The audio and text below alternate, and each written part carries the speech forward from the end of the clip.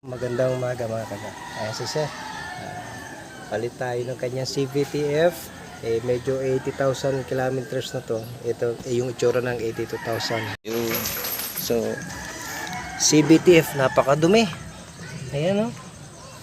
So, ang advice lang natin kasi yan 40 to 60,000 para lalong malinis. At saka itong filter niya makita nyo. Ayun, ang dilim.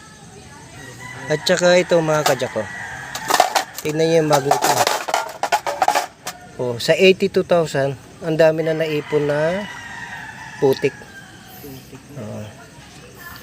So pag na-block lahat ng magnet natin, wala, hindi na didikit yan, sasama na. Ngayon, lagi ko ini-explain to mga kajak kasi dito sa atin, sa Jack of all trades, binababa natin itong oil pan. Kasi lagi ko ini-explain to, pagka nagpalit kayo ng ATF at dito nyo lang binabayan, may iiwan lahat ng dumi. Ang dami pa rin tira na fluid. Tignan nyo, napakataas nyo, no? So mapansin nyo mga kajak ko, kung igaganyan natin, ipapasok na natin sa transmission natin yan, ang maiiwan na fluid ay napakarami. Hanggang dito yan. Hindi lalabas yan. Halos. So, and then, isa pa, yung dumi, hindi nalilinis maigi. So tayo, dito sa ating shop, ayan o, binababa natin. Tuwing nagpapalit kami na ATF, binababa namin talaga mga kajak. Kasi para malinis maigi. Yan ang putik yan. No? Para pagkabalik, siguradong malinis na malinis. Palo uli ng 60,000, baba uli. Ganun lang. Oh. Sinabay ko na rin yung aircon blower nito. At medyo may kahirapan. Turo ko lang. Para sa mga kasama din natin na nagdi-DIY, alam din. Yan ang mga babaklasin nyo mga kajak. So, kailangan yung babaklas yun, yung console, para mabaklas yung mga tornilyo, para magkaroon kayo ng access dito. So, ito ang pinakamahalaga na baklasin. Yan, itong pinaka-airbag na ito. Alisin nyo dito, nakakapit, tsaka ditong tornilyo. Dalawa lang yan. And then yung pinakamahalaga, yung tornilyo nito, isa sa ilalim at saka isa sa taas. Para maitulak nyo lang ganon. Pag natulak nyo lang ng ganyan, mabubukan nyo na, madudukot nyo na yung ating aircon blower. So itulak nyo lang. Ganyan na lang yan. Tapos balik na lang natin mamaya. Salisin nyo rin itong takip na to. At saka ito pala. Itong pinaka-cover dito. Alisin nyo rin yan mamaya. Para madukot nyo naman yung tornilyo nito sa taas. Yun. Ay nako. Grabe. Para magalaw yung bakal na yan. So yan lang. Mamaya balik na natin. Tapos at least wala tayo nabasag ng mga plastic. Ingat lang sa pagbabaklas. Clip type lang naman itong mga to, no? Kagaya ng mga yan, may mga clip na lang. Hindi naman masyadong mahirap na. May mga ilang tornilyo na dapat ka rin siyempre i-consider, pero check nyo muna maigi bago nyo hilain. Make sure na pag hinila nyo talaga may mga clip na. Kasi pag hinila nyo at may tornilyo, mababasag nyo yung mga plastic. Okay, ito ay 2023 model CVT dual BBTI na BIOS. Ayan. Ayan. Tanggalin yung mga yan. Ano pa? Wala na. So nagpalit tayo ng blower.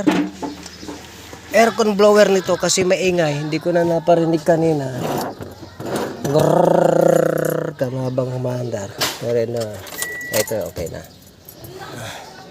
Paandarin natin. So wala tayo na miss na mga kuryente. Naisaksak natin na maayos. Ayos lahat.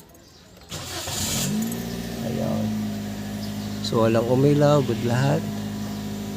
Ngayon, bubuksan na natin yung pan. So, ayan, naka-open muna tayo. Yun, wala nang tunog. Wala nang tunog. Kanina kanina, grrrr, gumagano na. So, nagpalit tayo ng fan ni Sir, auxiliary fan. Lamig. At least preventive maintenance si Sir. No, narinig niyo ng tumutunog, pinanghahanap buhay ito. At least inaagapan niya na para tuloy-tuloy ang biyahe. Sir, para tuloy-tuloy ang hanap buhay. So Narinig niya na, tumutunog na yung fan, blower niya, aircon blower, gumagana. So, gumagana pa naman, pero ayaw niya na maabutan sa daan habang nagbabiyahe. Nagpalit na siya. Kaya kailangan talaga mag-budget tayo, especially pagka meron tayong pinanghahanap buhay na sasakyan. So, huwag natin tipirin, yan lagi ang bilin natin. O ganun lang mga kajak, no. Wag natin pabayaan, especially yung sa may transmission natin kasi napakasela ng ating transmission. Kailangan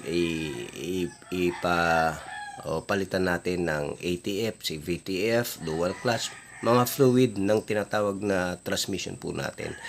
At mapansin po natin pagka hindi natin pinapalitan, sobrang dami ng dumi. Although na meron naman tayong filter, kaya nga isasalain ng filter yung dumi. Kaya nga meron po yung magnet, tapos merong filter, yan ang purpose niyan para hindi pumasok sa tinatawag na valve body.